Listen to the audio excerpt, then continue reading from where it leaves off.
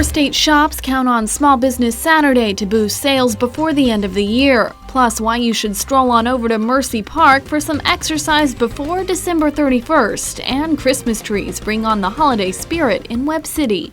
The 4 states' most watched news starts now. Coronavirus cases are spiking across the country. This is KOAM News at 6. I'm Kate Kelly.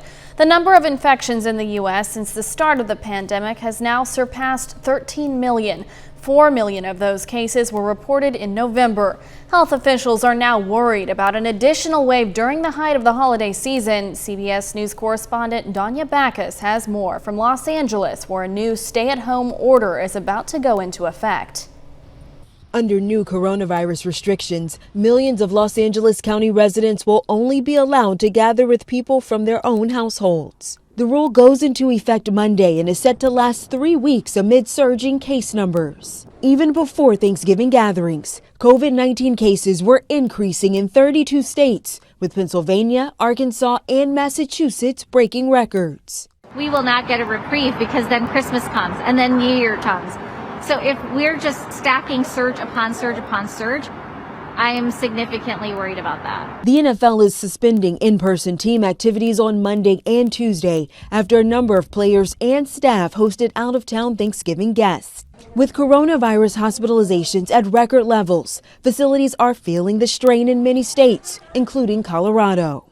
If the growth continues unchecked with no change in that trajectory, at some point, we won't be able to keep our finger in the dike any longer and would have to move to crisis standards. And some 9 months into the pandemic, businesses continue to feel the pain.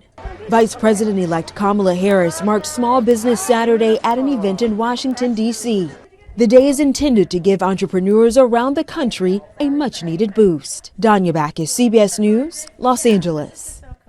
Next week, CDC advisors will vote on who gets a coronavirus vaccine first, when one is approved for emergency use. Nick Kelly joins us now with our first look at weather from home.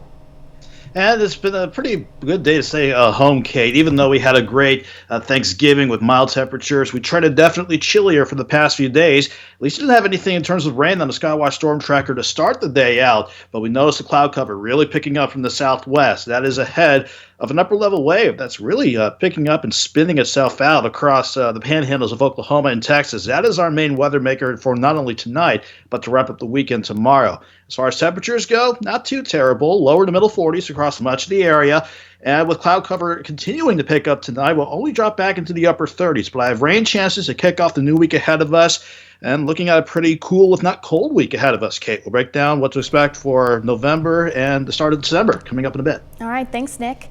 After Black Friday and before Cyber Monday comes Small Business Saturday, a shopping holiday dedicated to supporting local establishments. Here in the 4 states, shoppers got out to support some of their favorite local boutiques like Miss Daisy's in Joplin, hoping to snag some good deals on gifts ahead of Christmas. This year, Small Business Saturday takes on added importance as shops like this one hope to make up for financial losses suffered as a result of the pandemic. But 2020 has been hard on businesses and consumers alike. The owner of Miss Daisy's says this year's turnout was not as big, but it was still exciting to see customers out shopping in person rather than online. It's been a hard year. This has been the craziest year. So it just gets people to remember, there are small businesses here, whether it be a restaurant or a local shop like ours, that it's been a tough time. People aren't getting out like they usually do. The first 10 customers who spent at least $150 took home free gift bags from Miss Daisy's. One small business in Webb City is just kicking off its busiest time of the year. The Bridgestone Christmas Tree Farm in Webb City opened this weekend, drawing holiday lovers in search of the perfect evergreen. After selecting their tree, families shop for ornaments and other decorations. More people are going all out for Christmas this year, hoping to raise spirits and brighten up their homes during these unprecedented times. I think people were looking for something to get outside and do, and especially with travel being restricted, they knew they were going to stay home for Christmas, so there's probably more of a demand for Christmas trees. Johnson says Friday was one of their busiest days. Over in Mercy Park, there's a new tradition taking hold with dozens of Christmas trees on display. Joplin Parks and Rec organized the 2020 Holiday Tree Trail as a way to spread some safe holiday cheer rather than germs this December. 4 state businesses and organizations decorated these pines, and you get to vote on your favorite by scanning a QR code with your phone. We just thought this was a really good event this year, since we've had to cancel several of our events because of indoor facilities, and we're trying to avoid crowding and just large gatherings. And so this event, this holiday tree trail, just provided a great opportunity this year to kick it off and start a new tradition. And there's more fun holiday events heading to Mercy Park this year. Coming up on December 5th, refreshments will be served at 5:30 p.m., followed by the movie in the park Elf, starring Will Ferrell, at 6. While you're in Mercy Park checking out those trees, you might as well get in some steps. Joplin's Parks and Rec Department has partnered with Mercy Hospital to host a month-long challenge called the Roll and Stroll. The idea is to register with Parks and Rec, record 5 physical activities like walking or running, and submit your activity tracker by December 31st in exchange for a free t-shirt. We take this time now to honor another 4-state hero. Airman First Class William Hawley served in the Air Force from 1951 to 1954, spending time stationed in Okinawa. He earned several honors, including the Korean Service Medal and the National Defense and Service Medal. His hometown, Pittsburgh, Kansas. We thank you, William Hawley, our 4-state hero. That's news and weather in our first 7 minutes. Just ahead, new data about how COVID-19 impacts children, and doctors share tips on a good diet for men. Plus, heading into the weekend, this price of gold drops. Details coming up. New research on kids and COVID, and another reason to drink moderately. Michael George has some of the week's top health stories. Repeated visits to the hospital emergency room for alcohol can increase the risk of death. A new study in Canada finds that for people with 2 or more alcohol-related ER visits during a 12-month period, 1 in 20 would die within a year of their last visit. A new study finds more than 1/3 of children who tested positive for COVID did not have symptoms. Those that did typically had loss of taste or smell, nausea or vomiting, and headache and fever. And a Mediterranean diet that has less animal protein and more vegetables improves heart health and promotes weight loss in men, according to a new study in the British Medical Journal. Researchers say this greener Mediterranean diet increases the daily intake of micronutrients, antioxidants, healthy fats, and fiber. That's a look at some of the week's top health stories. Michael George, CBS News, New York. Gold futures on the COMEX division of the New York Mercantile Exchange fell on Friday as the market digested COVID-19 vaccine news. The most active gold contract for February delivery fell approximately $23 to close at around $1,788 per ounce. The U.S. dollar index fell, which would normally be supportive to gold, but market analysts believe it had no impact on the precious metal, as investors have been using the U.S. dollar as a safe haven, similar to gold during the pandemic. Up next, Nick Kelly returns with a complete look at your 7-day forecast, and a little later, how hanging up holiday lights is saving a family's business in Colorado. If your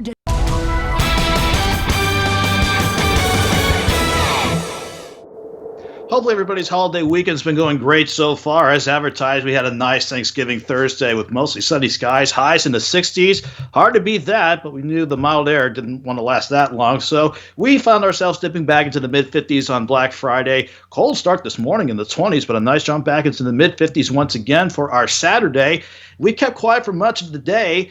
There's a Skywatch storm tracker showing some showers trying to sneak in across the Kansas-Oklahoma line, but the better moisture with this next system on the way still rotating across the panhandles of Oklahoma and Texas. So a lot of us are getting the cloud cover first before we see at least a chance for some scattered showers picking up, not only late tonight, but throughout the good portion of the day on Sunday. For much of the week ahead of us, it's going to be a cool end of November and a cool start to December with some cold mornings lined up. Then once we get this system out of here, I want to keep an eye on, like Doug is as well, our next system that wants to roll in by Wednesday. Maybe some rain and wintry weather to work in with that system on the way. In the meantime, though, looking quiet from the station rooftop and from the city of Joplin at 6:17 on this Saturday evening. 47 degrees, cool already with a light east breeze at 3 miles per hour. We have most spots in the Joplin Metro sitting mainly in the mid-40s, from 46 in CJ, Diamond, Granby to about 47 in Seneca. Much of the area just ranging between the lower to middle 40s north of I-44 and in our southern counties, trying to hold on to some upper 40s before we see the temperatures eventually drop back into, I think, the upper 30s. So definitely looking at a cold night ahead of us with clouds on the increase. And eventually some of those showers picking up with our next wave, really showing a lot of moisture from the Gulf of Mexico, but some of that moisture arcing up in the western Oklahoma. It's not due to a cold front on the way. That's way up in the northern plains. That's going to sweep in tomorrow and start to bring in the cooler air and those colder mornings once we get into Monday. The system bringing in the clouds and the rain for tonight, though, and Sunday. That's because of this upper wave sitting across, again, the panhandles of Oklahoma and Texas.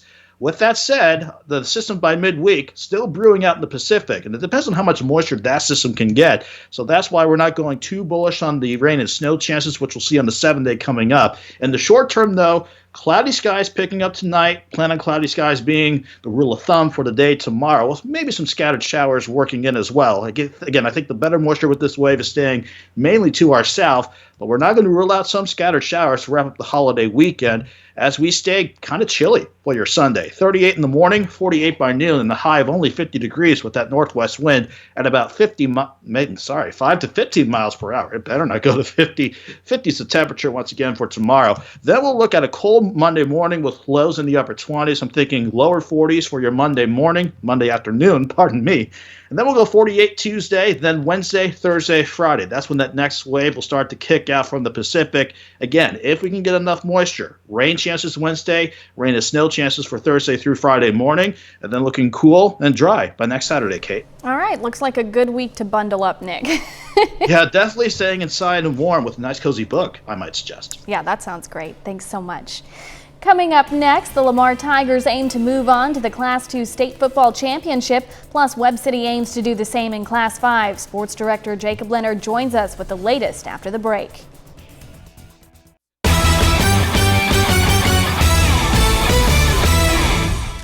Well, we have 3 local high school football teams still alive for state championships in Southwest Missouri. In Class 5, the Webb City Cardinals play in the state semifinals this afternoon, aiming for a shot at their 16th state title.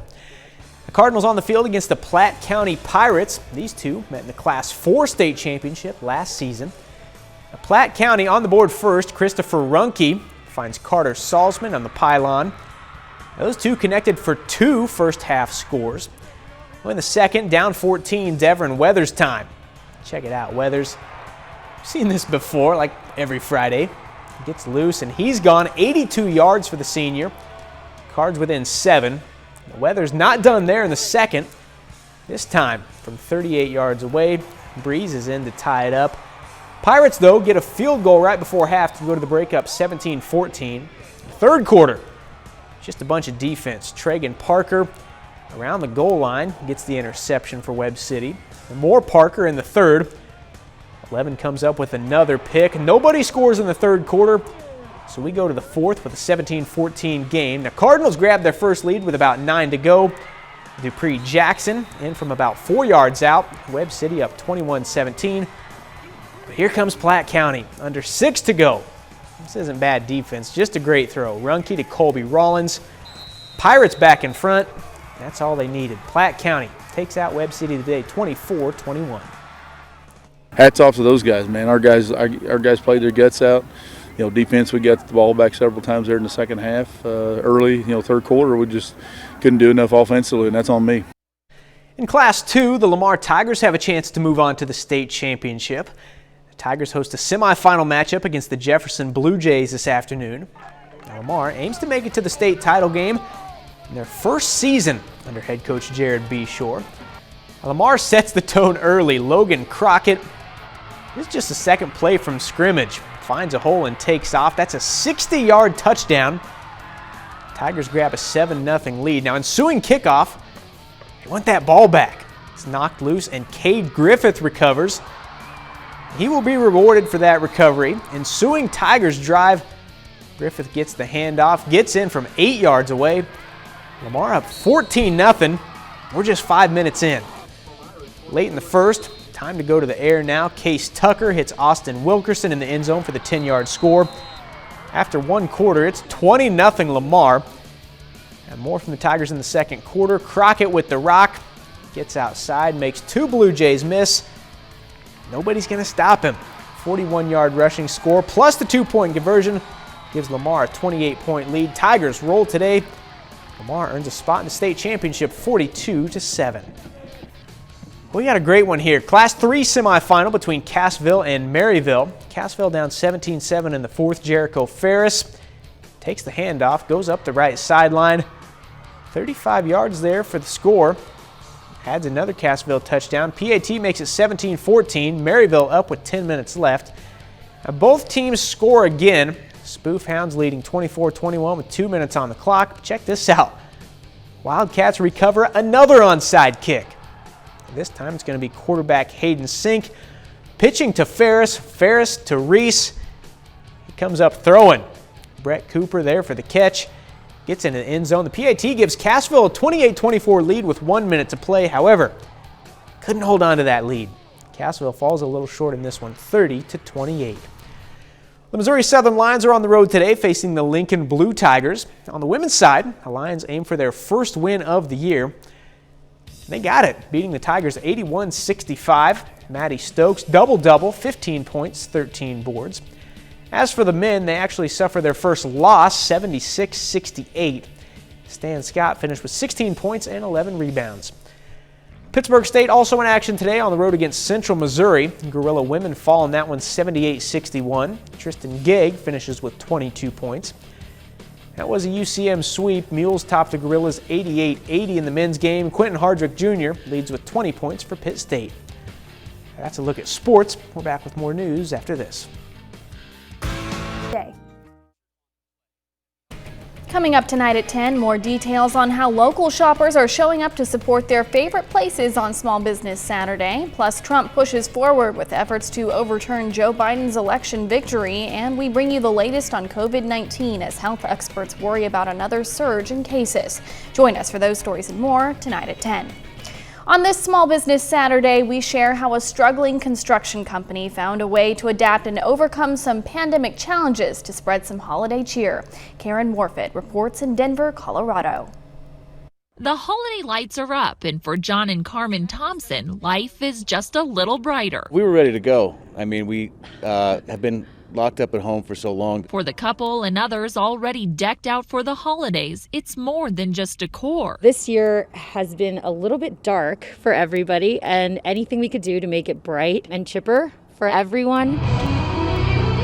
They're not the only ones looking for a way to battle pandemic fatigue. Arely Quesada and her husband, Oswaldo Rosas, own Bays Construction. They focus mostly on roofing jobs and gutter cleaning, but recently added light hanging. We like Christmas. We have two girls that love all the Christmas lights and colors, and it's also something fun to do. Already, Quesada says they've seen about a 40% increase in requests compared to last year, with calls starting to come in at the end of October. A lot of people say that they want, a brighter neighborhood. They want something to celebrate. It's been a rough 2020. For their small business, the new opportunity is keeping the lights on. And for clients like the Thompsons, it's a win all around. It feels good that you're kind of making everything bright, and it feels good that you're helping a local business. Nick, I love that story. Really warms your heart on a cold day. Absolutely, and I just wish it could keep us warm for the rest of the week because we kind of need it based on how cool it's going to get. 50 tomorrow, cloudy skies, some scattered showers possible, dry Monday, Tuesday, then our next system by Wednesday. We'll recap all this for you tonight at 10, Kate. All right, thanks, Nick, and thanks for watching. We'll see you right back here at 10.